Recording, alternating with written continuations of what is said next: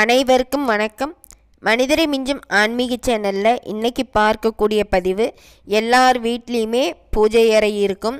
அந்த பூஜை அறையில் நாம் தினமும் சாமி கும்பிடுவோம்.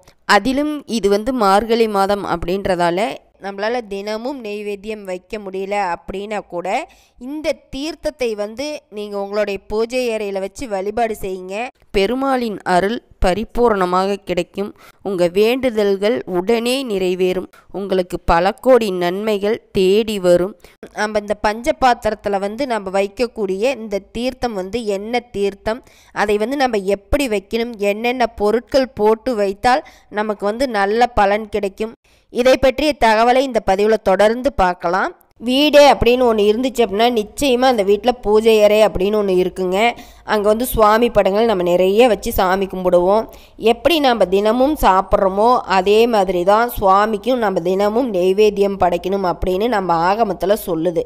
ஆனால் இப்போ இருக்கக்கூடிய காலகட்டத்தில் இறைவனுக்கு நெய்வேத்தியம் வைக்க முடியல, விளக்கேற்ற முடியல, இதில் எங்கே போய் நாங்கள் நெய்வேத்தியம் வைக்கிறது, சாமி கும்பிட்றது அப்படின்னு நீங்கள் கேட்கக்கூடாது. நம்முடைய சாஸ்திரப்படி தினமும் வீட்டில் விளக்கேற்றி பூஜை அறையில் இருக்கக்கூடிய இறைவனுக்கு நெய்வேத்தியம் படைக்கணும். 2 கையை கூப்பி அந்த இறைவனை வணங்கணும். இதுதான் நம்மளுடைய முறை. இந்த மாதிரி பின்பற்றணும் அப்படின்னா அது நம்மளுடைய வாழ்க்கைக்கு ரொம்ப ரொம்ப நல்லது.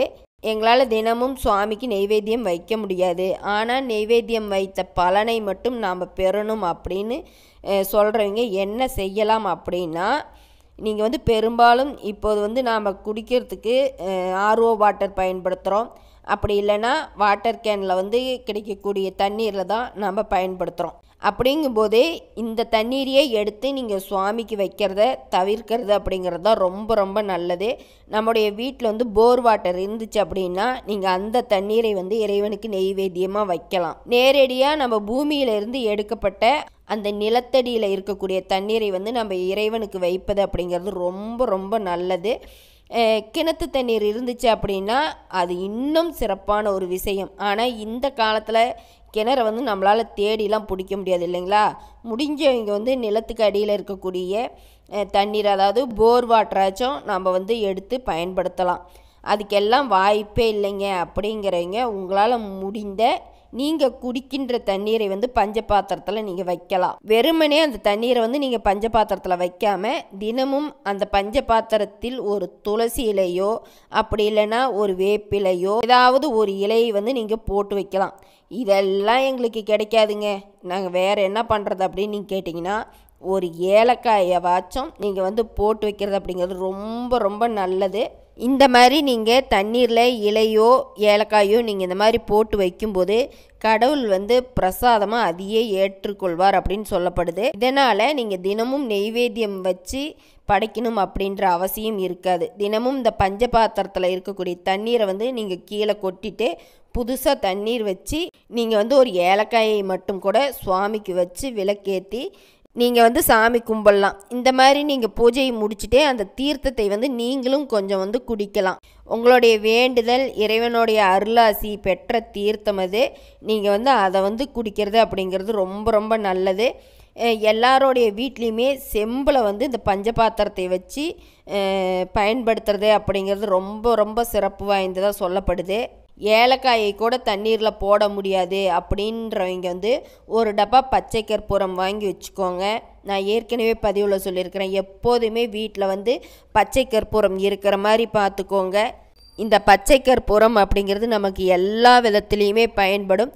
நம்ம எந்த ஒரு பரிகாரத்திற்காக இருந்தாலும் எந்த ஒரு பூஜைக்காக இருந்தாலும் இந்த பச்சை கற்பூரத்தை நம்ம பயன்படுத்தும் போது நமக்கு அதுக்கு உண்டான பலன் அப்படிங்கிறது முழுமையாக கிடைக்கும் அப்படின்னு நான் சொல்லியிருக்கிறேன். இதை நீங்கள் பின்பற்றிக்கோங்க. அதில் இப்போ இந்த பச்சை கற்பூரத்தை நீங்கள் ஒரு சிட்டிகை அளவு நீங்கள் அந்த தண்ணீரில் போட்டு இறைவனுக்கு நெய்வேத்தியமாக படைக்கலாம். எல்லாத்தையும் விட இது ரொம்ப ரொம்ப ரொம்ப சிறப்பு வாய்ந்த ஒரு நெய்வேத்தியமாக இருக்கும். எங்களால் தினமும் நெய்வேத்தியம் செஞ்சு நாங்கள் படைக்க முடியும் அப்படின்னா நீங்கள் அதை தாராளமாக படைக்கலாம். இன்னொரு விஷயம் என்ன அப்படின்னா, நம்ம சமைச்சு நம்ம சாப்பிடக்கூடிய சாப்பாட்டையே இறைவனுக்கும் தாராளமாக படைக்கலாம்.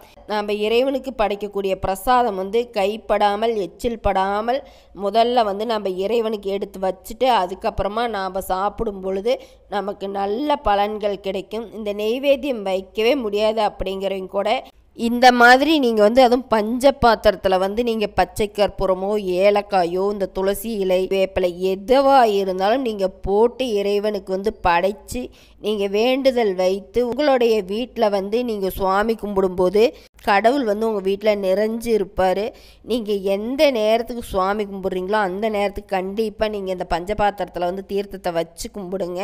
நெய்வேத்தியம் படைச்சாலும் படைக்காவிட்டாலும் இந்த பஞ்சபாத்திரம் எப்போதுமே சுவாமி அறையில் இருக்கிற மாதிரி நீங்கள் பார்த்துக்கோங்க.